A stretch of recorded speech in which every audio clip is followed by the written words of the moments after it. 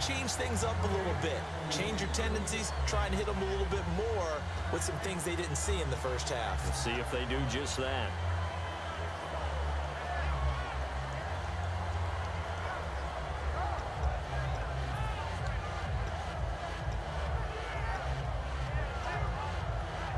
Second down here after the incomplete pass.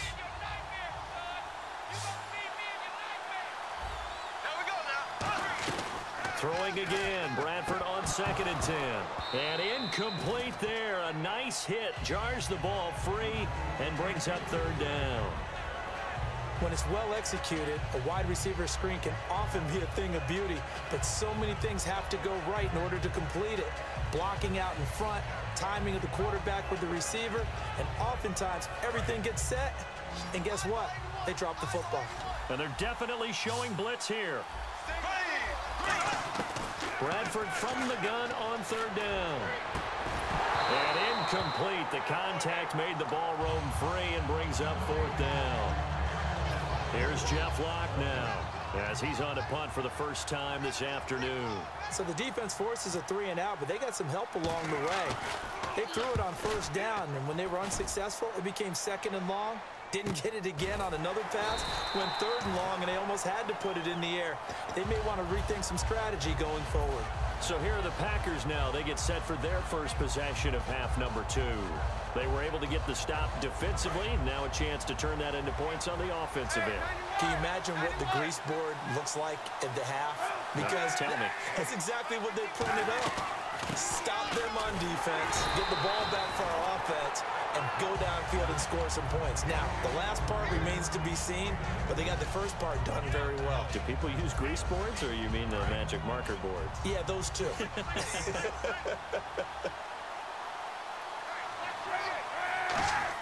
Kaepernick to throw on 2nd down. And he's going to go down. It's a sack on Kaepernick. Dontari Poe in there to sack him for a loss of 6. He was trying to keep his eyes downfield. Nobody came open. He's trying to do everything that he had been taught, right? Every bit of the technique. But if no one's open, there is no technique except make sure you hold on to the ball as you go to the ground when you're getting sacked. And some room to maneuver. Touchdown, Packers. Davante Adams, 71 yards. And the Packers are within an extra point of tying this thing up. Great corner route there. Not only able to catch it, turn it upfield, and get into the end zone. It usually involves a little bit of an extra move, doesn't it? You've got to get them thinking that you're moving to the middle of the field and you're breaking away to that corner. Boy, that was well executed. So a tie ball game here as the kick's away. That's fielded in the end zone. And with a new rule, that decision to bring it out will cost him about 5 yards as he only gets to the 20. So out now comes the offense back onto the field. And a tight game after punting last time. See if they can get something going on this drive. As they head to the field now, with the game this close, you've got to feel there's a sense of urgency for them going on offense right now. But they have to do it without letting panic creep in and affect their play. Brown, the lone receiver, left.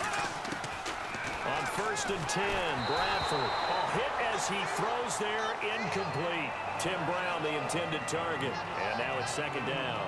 The good signal callers would never go back in the huddle and play the blame game because they need those guys to protect him.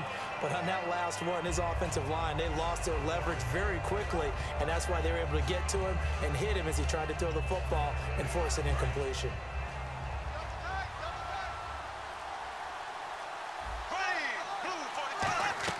On 2nd down, Bradford again. Oh, and a bad throw there. It's intercepted. Picked off by Janoris Jenkins. And his guys are going to take over at the 39-yard line. Now the Packers get set to go. And they will simply, Charles, be looking to duplicate what they did last drive when they were able to push it in for 6. And they hope it'll be that easy, right? To be able to take exactly what happened before, replicate it. They have to make a few additional changes along the way because I'm sure the defense will make some adjustments, but they've got to have great confidence having scored the last time out. 2nd down, 9 yards to go.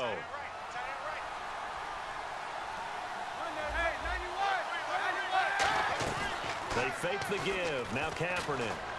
To the right side, and he's got Landry complete. 17 yards on the pickup there, and the drive will continue. Cool under pressure right there, escaping the pocket and finding what I think was not his primary target. And some of these guys are just so comfortable getting outside of the pocket that they'll do it on purpose. It doesn't even need to be a breakdown. They move, and they know it affects the defense, because a lot of times you get lost in coverage in the secondary, and I think you're exactly right. Wasn't his primary target. Found a secondary guy who sprang open, probably because of his movement out of the pocket. Play action. Now Kaepernick.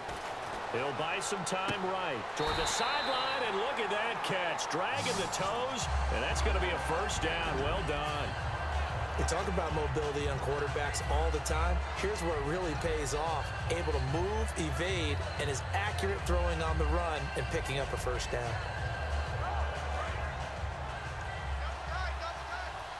Looks like the defense in press coverage here. They come out with one back and three tight ends. They'll try and punch it in. Gordon. And he'll take this into the end zone for a Green Bay touchdown. Melvin Gordon taking it in from a yard out.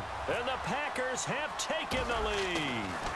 I know we don't talk about it enough, but the intelligence level of the guys up front blocking, the offensive linemen, maybe the smartest guys in football overall. Add in a little bit of athleticism and a whole lot of toughness, you've got a lot to deal with, don't you? That's why the guys in the backfield get them really nice Christmas gifts, right? If they're smart, they do. Now this offense ready to head back out there. And following the interception, just any interception, are you a little bit more cautious when you start that next drive, or no, you just throw that out the window? I think you are. I don't think that there's any way you can run back out there and go, totally didn't affect me. Let's just go ahead and be loose with the football again.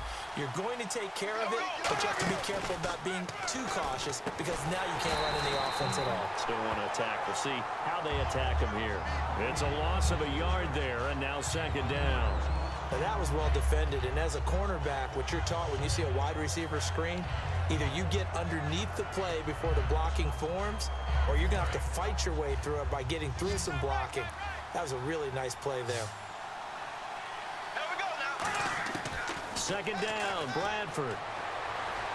And that one got tipped, kind of threw everything off. It brings up third.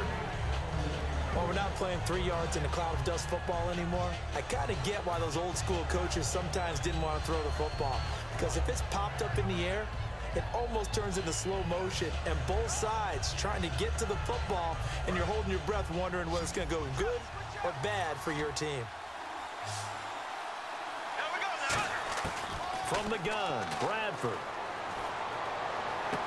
And that's caught by Smith. And he'll go out of bounds across the 35-yard line.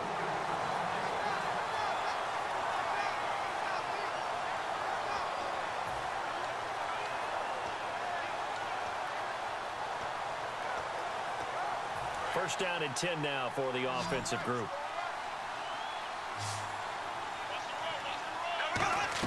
First down, Bradford.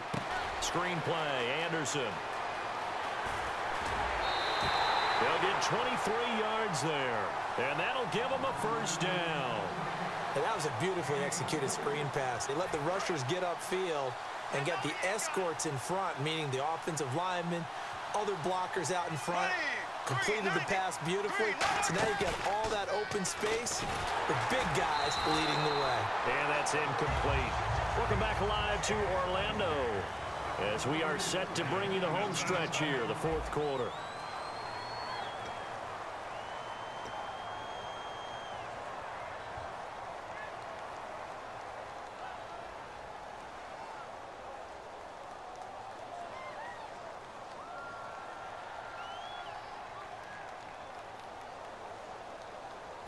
Unable to connect on the first down pass play. Now it's second down. Throwing again. Bradford on second and 10. Looking for his running back, and he's got it. And brought down, but not before they're inside the 25. That one good for 16, and the drive will continue. And at his size, he's a smaller back. You can get him to football. He can kind of get lost, make someone miss. It's good for him. Yeah, it's great for him. I like what you said there. Sometimes he gets lost in the traffic a little. This time for Smith, and it's intercepted. Picked off by Aqib Talib.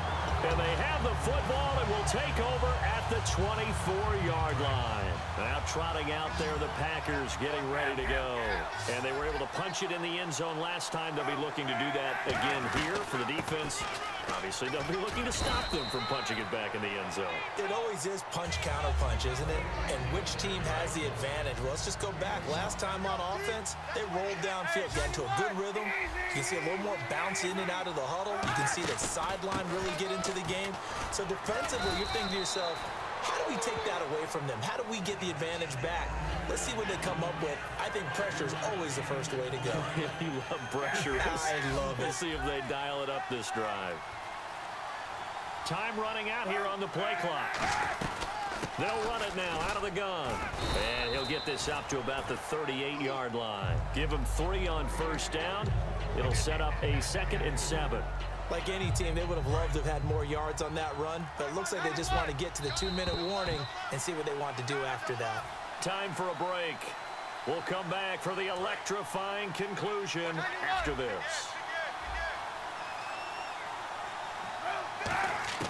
Now they'll throw with Kaepernick. And left side here, it's Graham. 6 yards is the pickup, and that'll lead to a 3rd down.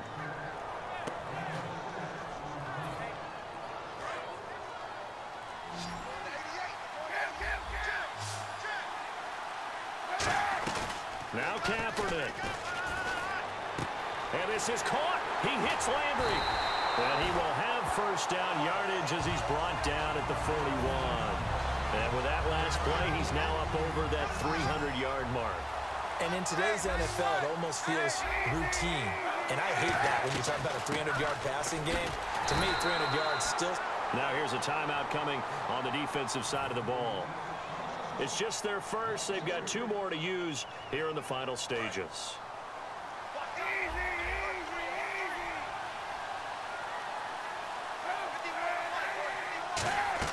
Kaepernick looking to throw. Flushed out right. And this time he's able to take it down to the 42. And there will be a break in the action here. They're going to take a timeout. That'll leave them with just 1 remaining in this 4th quarter of play. Now play number 7 of the drive as they're looking at a 3rd and 10.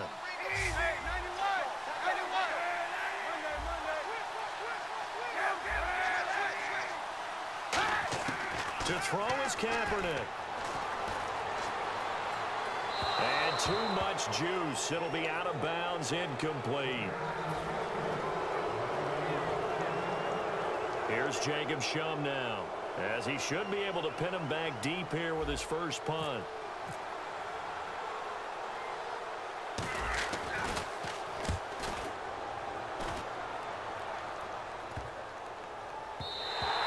And that'll hit at the 5 and go into the end zone for a touchback.